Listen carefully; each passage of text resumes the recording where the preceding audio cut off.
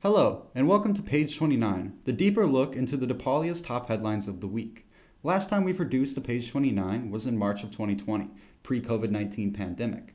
Happy to welcome you back, though, with stories on human rights lawyer Stephen Donziger and a broken elevator in Centennial Hall. I'm Nate Burleson, the online managing editor, and sitting with me right now is the opinions editor, Eric Ubalacher. Eric, how are you doing today? I'm doing well. Thanks for having me, Nate.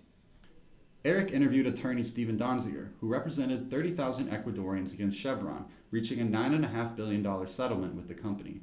Chevron countersued, filing a RICO suit against Donziger in New York City. A judge ruled against Donziger, placing him under house arrest, and now he is looking at a 6-month jail sentence. It's obviously political retaliation. Eric, can you talk a little bit more about how and why Donziger was sued by Chevron? Yeah, so pretty much Stephen represented, as you said, indigenous Ecuadorians who were poisoned by the company. They were Texaco back in the day before Chevron bought them.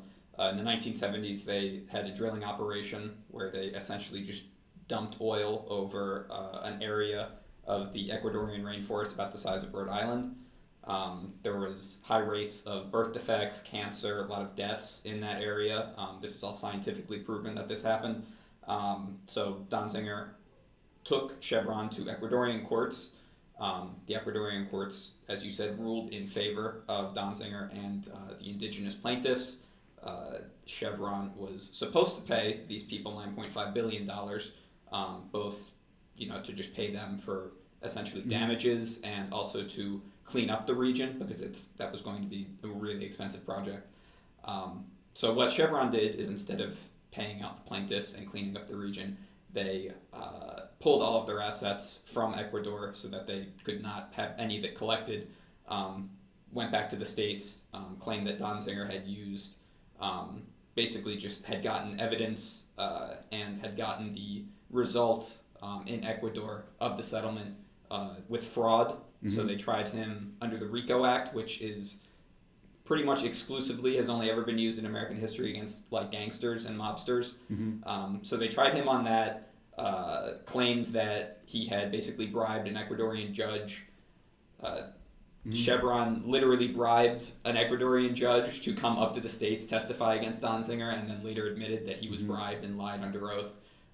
But the judge in charge of the case, Judge Lewis Kaplan in the New York Southern District, has financial ties to Chevron, we find out later, and ended up just disregarding the fact that this person had lied under oath, found Donziger guilty of using fraud in this Ecuadorian case. And about how long ago was it that he was accused of fraud? Because he was also disbarred because of this. He was disbarred, yeah. Because he was found guilty, whether or not the circumstances around that were very questionable. He still had to be disbarred. Even his disbarment was also questionable. He was normally when you get disbarred, you are tried in front of basically like a jury of other lawyers. He did not get that. He was just disbarred by essentially because of this one fraud. But no, pretty much as soon as Donziger won the $9.5 billion settlement in 2011, Chevron took him right to court. It's just he's been on house arrest for the last 800 days. So it's just been recently that this has actually been, such, a stain on his life. But it's important to note that not only has he been on house arrest for the last 800 plus days, but Chevron was able to basically drain his retirement fund to pay for legal fees because of this ruling. He, like you said, was disbarred. The apartment that he lives in Manhattan is currently Chevron owned. They basically just have like a bounty over it because he's supposed to be paying these legal fees that he can't afford. But what he's actually on house arrest for now is not the fraud. Since he was found guilty of the fraud, he was supposed to turn over his laptop to Chevron, and Donziger refused. So the Judge Lewis Kaplan, charged him with criminal contempt of court, which is commonly used against lawyers who just start shouting or swearing in court or misbehaving. But he appointed one of his friends, Judge Preska, who is now overseeing the criminal contempt case, and she deemed Donziger a flight risk for this contempt charge and has kept him on house arrest ever since. There's so many unprecedented aspects to the case, but one of them is that you never make a person serve their sentence before appeals court can rule in the context of a misdemeanor case, which is what this is. I mean, and the other first is there's never been a lawyer ever forced to go to jail for the crime, the criminal offense I've been convicted of. And again, I assert my innocence. But even if you were to assume I was guilty, I mean, people just don't go to jail for this crime. So, can you talk about your original reporting, which was actually an opinions piece, which was simply just titled "Free Stephen Donziger"? I mean, it's something that you got acknowledged by it on Twitter for it, which isn't something that's looked at by major media corporations, specifically the New York Times is someone that Donziger has mentioned. But what was it for you that made you want to write this piece originally in early October? Well, I've been following this case ever since, really, I guess, the COVID pandemic, because that's when I started getting into independent media a lot. And there was a reporter named Crystal Ball for The Hill. Mm-hmm. At the time, she worked for The Hill, and she had covered a lot of human rights issues like this. She covers a lot of workers' movements, like the strike. She's covering very heavily at the moment.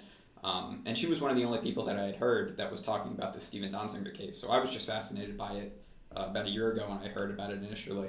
And by then, he was under house arrest for 550-ish days when I heard about it at first. Mm-hmm. So yeah, the more I read about it, just the more shocking it was, because it seems to just go deeper and deeper. I mean, just the fact that he's on house arrest for this misdemeanor of criminal contempt for so long, the fact that both judges that are keeping him in jail, basically, have ties to Chevron, the fact that the prosecutor is a private prosecutor that also works for Chevron. It's basically just, Chevron has, they've taken the role of the jury, which Donziger has been denied this whole process. They've taken the role of the prosecutors by hiring private prosecutors, not themselves, but the judges appointed them. But they also, in a way, control the judges because Judge Lewis Kaplan, the one that oversaw the RICO case, has investments in Chevron, and the current judge, Judge Preska, is on the Conservative Federalist Society of New York, of which Chevron is one of the biggest donors.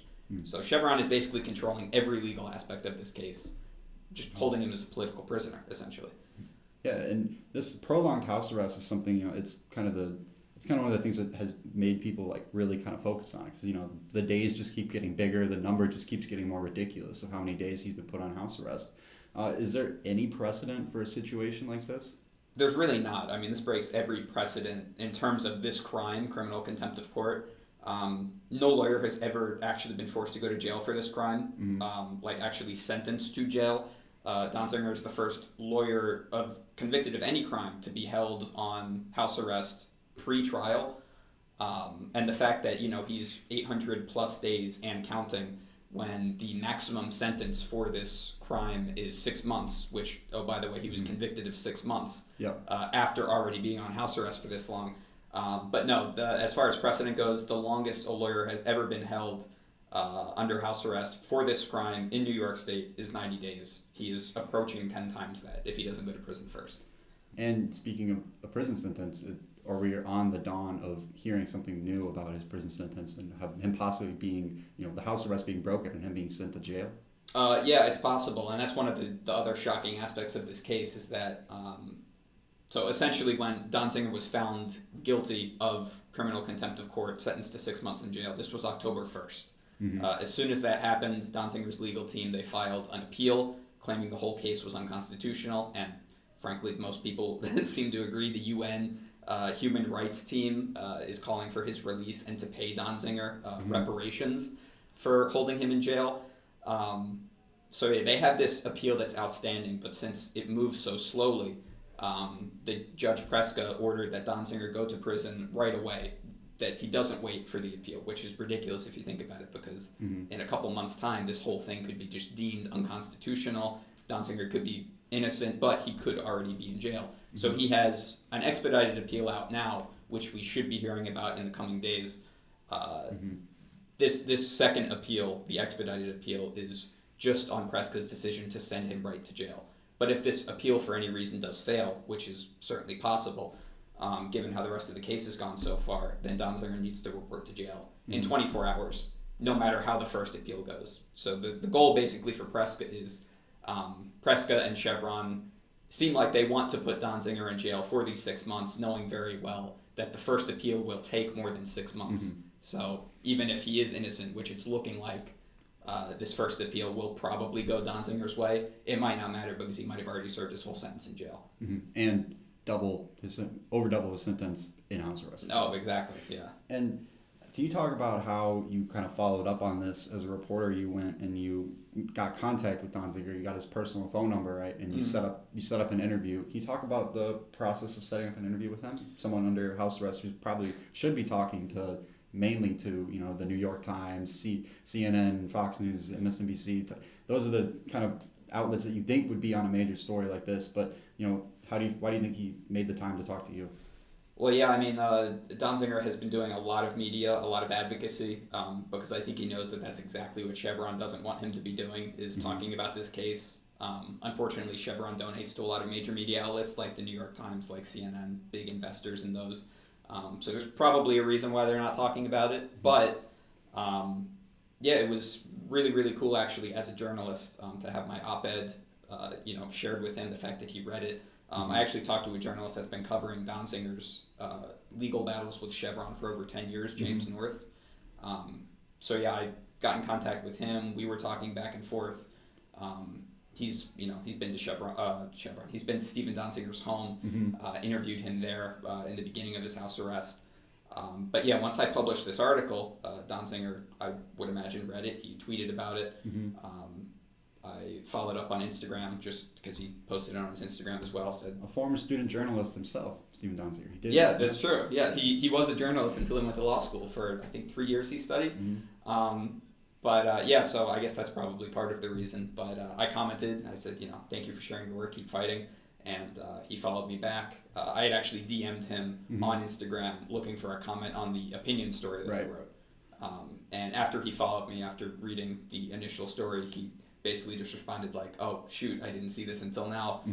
If you ever want to reach out to me for another story, here's my phone number. And I did because,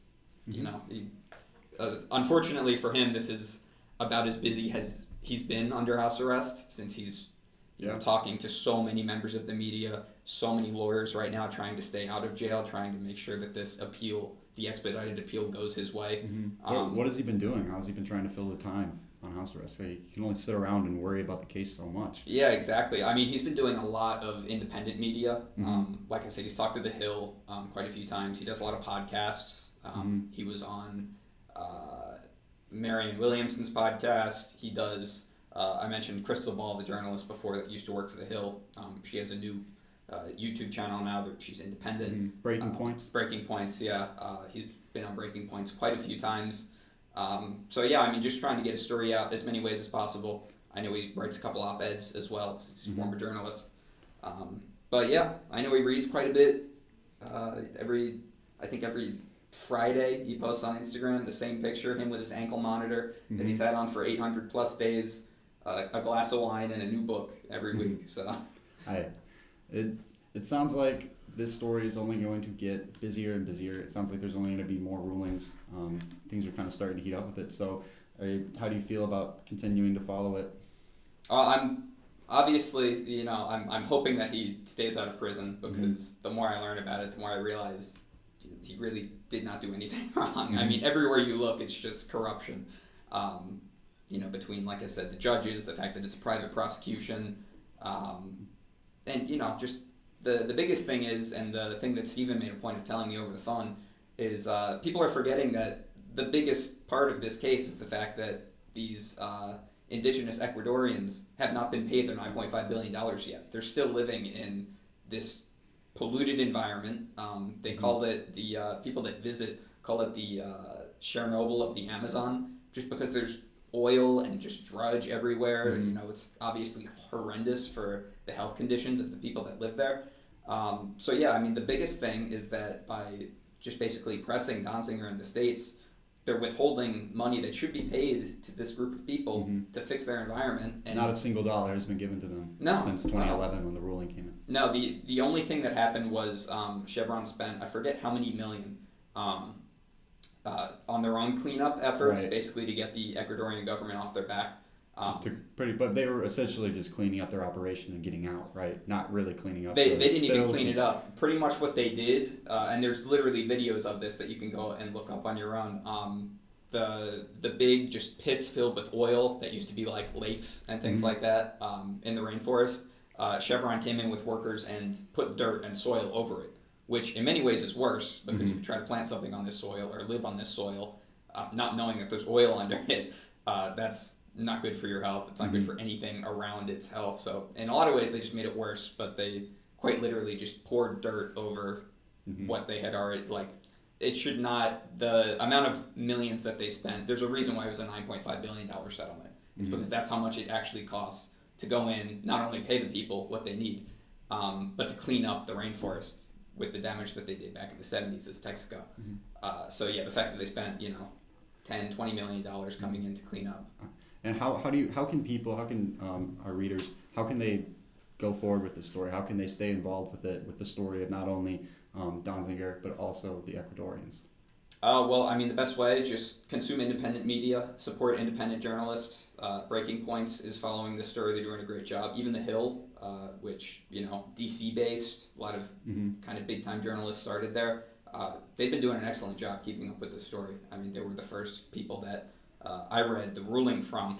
But you could also go to Free Stephen Donziger. Google Free Stephen Donziger. He has a couple of websites, a couple different avenues that you could support him. You could listen to him. He has interviews there. He posted my op-ed there. So you should definitely go check that out. Yeah, and also the DePaulia, as Eric, of course, you will keep following the story, I assume. So thank you for being on today. Thank you for your time. Moving on to our next story in page 29, an elevator broke in Centennial Hall, leaving disabled residents stranded in their dorm rooms for a week due to prolonged repairs. Our news team, Josephine Stratman and Nadia Hernandez, talked to students, Housing Director Rick Marecki, and DePaul Accessible Futures President Gwyneth True. So, Nadia, Josie, how did you come across this story? Yeah, so I was scrolling through Instagram and Accessible Futures DePaul had posted it, and I immediately sent it to Josie, and I think from there we both decided we need to turn this around for the issue on Monday. Yeah, as soon as I saw Nadia's message, I DM'd them on Instagram, and it kind of went from there, and we got into contact with people from there. And what did the week look like for disabled students in the hall? So the elevator went down at the beginning of the week, and then for the entire week it was just down. And what did that week look like for some of the students that you talked to? Well, I talked to one student who, while she isn't in a wheelchair, she does have some physical disabilities that make it a little bit harder for her to get around by foot. And so when the elevator was out, she was leaving her room a lot less, just going to class and grabbing food when she could. But it limited her. Like, she didn't go out and socialize or do other things that she might have done otherwise. And I'm sure the same could be said with other disabled students in the hall as well. And what did DePaul do in terms of communication? What was the communication back and forth between the students who were in the building and DePaul? So DePaul students in Centennial only received 2 emails about this broken elevator. One when it happened, and then one when it was functioning a week later. They didn't really receive any updates about the process, and they didn't receive any information about a repair timeline. And I think so too, like, students wanted updates throughout that week, especially disabled students. We talked to Rick Marecki, who said that he only had one student reach out to him or to housing, to his knowledge, about the elevator issue. But Gwyneth True, who's again the president of Accessible Futures at DePaul, said that she had students coming to her throughout the week to talk about the issue. And then talking about the repairs part of it, normally does it take near a week for repairs for this? I know in the story it's mentioned that it was almost unprecedented to have it take that long for repairs to an elevator. Yeah, well, we didn't have data available to us to actually show the usual length of elevator repairs, but what Marecki said in the email was that he had never seen an elevator take this long to be repaired. And why is this story, you think, important to DePaul students to kind of understand more about how, for the majority of DePaul students in the building, it minorly inconvenienced them for the week, but for just a few students, it really took a toll on their week. So why is this story important to DePaul students? Well, I think Hupp said this pretty well in our interview about the fact that disabled students are an afterthought and aren't usually considered within the initial planning. I think for non-disabled students to realize that this had a greater effect on their peers and other resident dorm people, it is a bigger issue and that it shouldn't be considered after a problem like this arises. Yeah. And ultimately, students should care. Like, even if you're not personally trapped in a dorm for a week, like, I think students should care that can happen to other students. And to some extent, it shows how DePaul might be treating or prioritizing students of all kinds, like whether they're disabled or not. Thanks for listening to Page 29. You can read both Eric and Nadia and Josie's stories at DePauliaOnline.com. You can also pick up a print copy of this week's issue at the Lincoln Park or Loop campuses. For the DePaulia, I'm Nate Burleson.